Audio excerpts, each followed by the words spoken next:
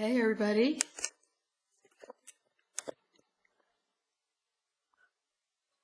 My name is Melody, and you are listening to Melody's Musings. Hey, I just wanted to show you my makeshift Christmas tree here. I decided instead of buying a Christmas tree this year, since it's only me here, that I would use my FICA trees and put lights on them and decorate them. So, anyway, I'm kind of in the Christmas spirit today. Thought I would bring you into my living room. I don't know if I can get the lighting right or not, but we're going to give it a try. See what happens. That overhead light's kind of bright.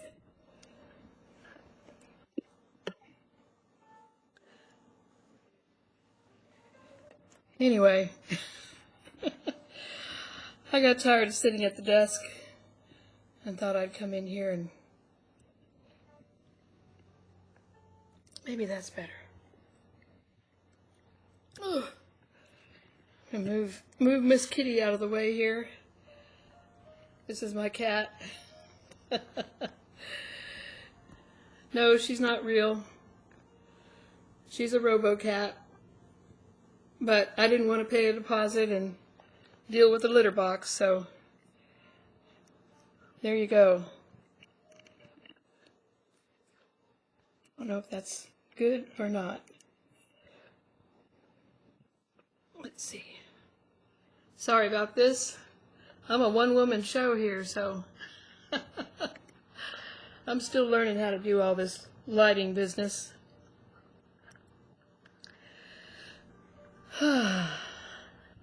Well, tonight I wanted to share a few things with you.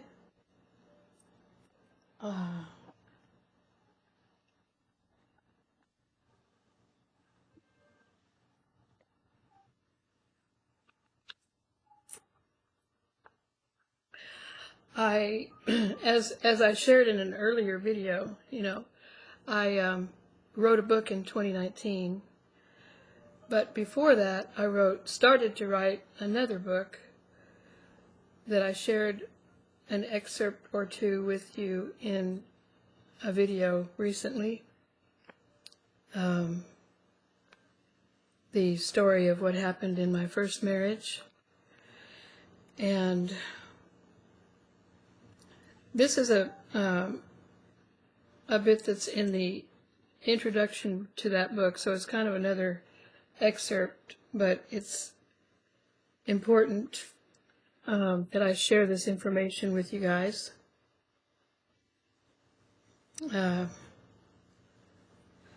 Felt like it was important anyway.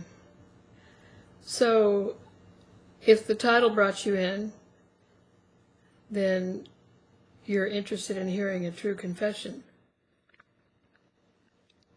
So here we go.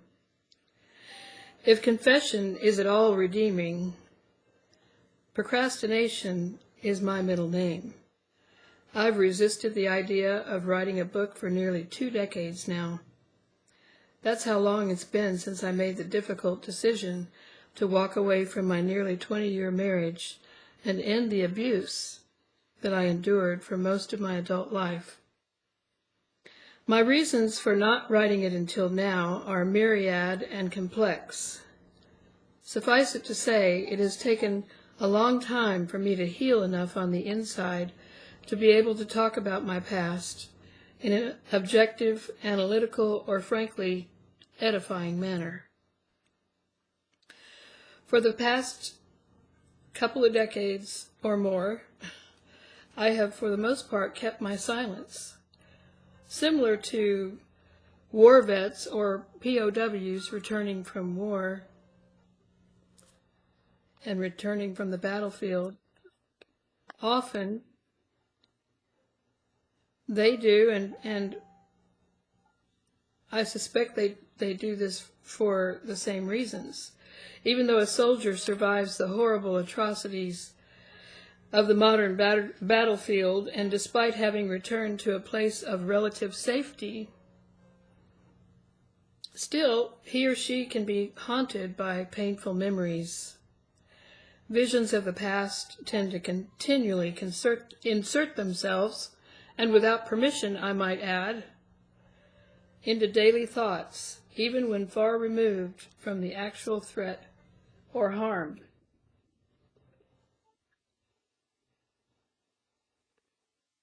Eventually, every soldier has a life choice to make, and that is find healing somehow, some way, or allow themselves to be consumed by bitterness, revenge, hatred, fear, anxiety, or depression. The latter is simply suicide in slow motion. That's usually the point at which a soldier realizes that the literal survival of their soul, their mortal soul, is at stake. The journey back to wholeness and healing can be extremely bumpy, fraught with numerous life hurdles yet to be overcome. Recovery is a daunting process. I know these things firsthand because I've lived them, not as a soldier of a literal war, but as a soldier fighting a spiritual battle against unseen evil forces that sought to destroy my soul from the time I was a very young child. I know these things because I am a survivor who, with God's help, has emerged victorious from many battles in life only because God upheld me, strengthened me, and poured his marvelous grace into my weak and battered body and soul at times of desperate need. Understand this: I am only a conduit. I want to make that point right up front. I do not have superpowers, nor am I smarter, stronger, or better in any way than any other human being on earth. I am simply an ordinary, everyday person, just like you. I also happen to be a believing Christian. Even that doesn't give me extra points than people who choose not to believe. God has let me live and survive this long only because I sincerely yielded my life to him as a young child and asked him to guide my steps and to give me wisdom, grace, and strength.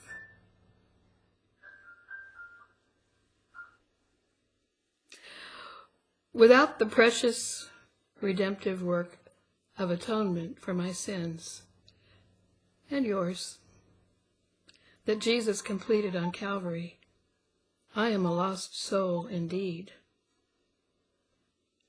And while I'm in confession mode, I must admit, even as a person of faith, I've messed up his perfect plan for my life many times, fallen, picked myself up again, brushed myself off, sinned, started over, skinned my soul until it bled, rebelled, and made many foolish life choices. Sometimes I'm amazed that he still loves me.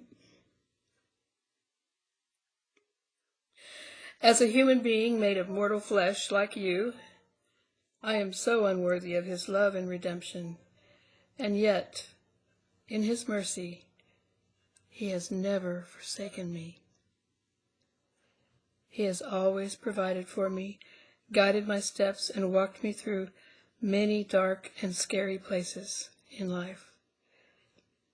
Eventually, we always emerge together from the shadows and step once again into the warm and brilliant sunlight of God's love until the next challenge comes along. If there is one lesson I have learned during this journey, it is that life on earth is not meant to be perfect all the time, even for people of faith, maybe even especially for people of faith. As a redeemed child of God whose spirit is alive to him and who actively desires to do his will, God accepts me just as I am. This includes all of my faults, sins, and failures, not just the good stuff. This is only true because Jesus sacrificed his life over 2,000 years ago and paid for my sins in full with his precious blood, so that this mortal will someday be able to put on the immortal for eternity. And I am eternally grateful to him for that gift. The key for me was to yield to his will early and often in life. He did all the rest. And what a journey it has been so far. The time for procrastination has come to an end. I know now that I didn't survive the hardships, the heartbreaks, and healing that I describe in my books and blog and here on this podcast, just so I could spend my free time between now and eternity padding my comfort zone with pillows so that I'll never feel pain or hardship again. No. The Lord has a much better plan. He always does. I didn't know that. I didn't know what that plan was as long as I was so busy decorating my comfort zone, one of my specialties. It wasn't until I finally completed that project, looked around with satisfaction, patted myself on the back for a job well done, and then thought, okay, now what? That was when he gently nudged me once again and got my attention. Once again, he asked me to yield what is left of my life anew to his will, whatever form that might take. I didn't know what direction he would lead. I never do. I only knew that someday, when the time was right, he would ask me to share my stories. I sense he is saying now the time has come to do so. And his timing is always perfect.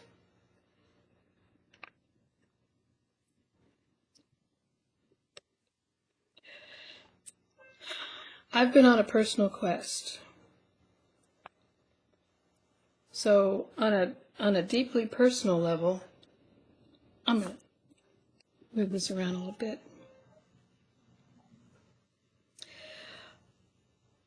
The reason I've written my books and my blog and created this podcast is a sincere hope that it will be a cathartic journey for my own soul, that I may at long last find personal, spiritual, and emotional release and complete the inner healing process that began 2 decades ago. In exploring my own experience by hindsight and analyzing it, I seek to better understand emotions I deeply repressed most of my life, along with complex feelings and beliefs that kept me needlessly locked in an abusive marriage for nearly 20 years. I finally want to put to rest the question that so many people familiar with parts of my story have asked me over the last many years. Why did you stay in an abusive relationship and an abusive marriage for so long? As a lifelong student of human nature, I have always tried to analyze what makes people tick, exploring the infinite variables that go into what motivates, inspires, builds up, or destroys people as they journey through life is a personal passion of mine. I have been fascinated since my youth with understanding and unlocking the complex mystery of human personality. There's actually a whole field of study on that subject, and any knowledge that I do have has been gained primarily through acute observation, documentation, self-study, some college instruction, divine insight, and a lifetime of personal experience. The above combination, in my opinion, is as valuable, if not more so, than mere book knowledge of this or any other given subject. So for what it's worth, I offer all of you my observations here on this blog and in many of the writings that I have created over the years. I'm so glad you joined me. I'm trying to find my mouse because I lost the camera feed. Okay. There we go. So, I guess it would be easier to put this here.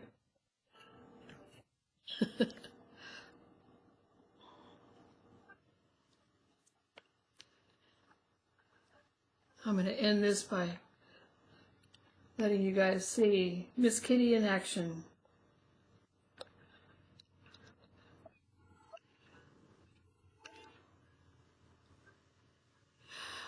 My sister and I gave this cat to our mom when she was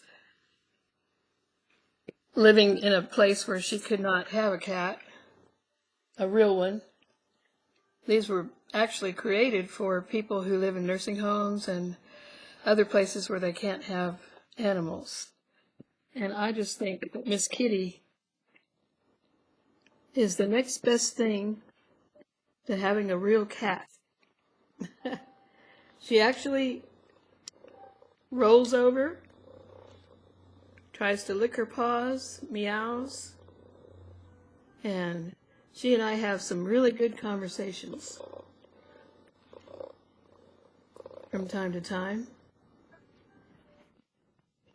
It's been a different experience for me, not having humans to talk to most of the time, except for you guys. And just enjoying this little cat. I don't know if I can show you what she's doing. She's rolling over so that I can rub her tummy. Can't hold the computer and pet the cat at the same time. It's kind of like trying to chew gum and walk. Anyway, there she goes. That's her 2 cents. Okay, folks, that's it for this video. I will see you in the next video. Take care.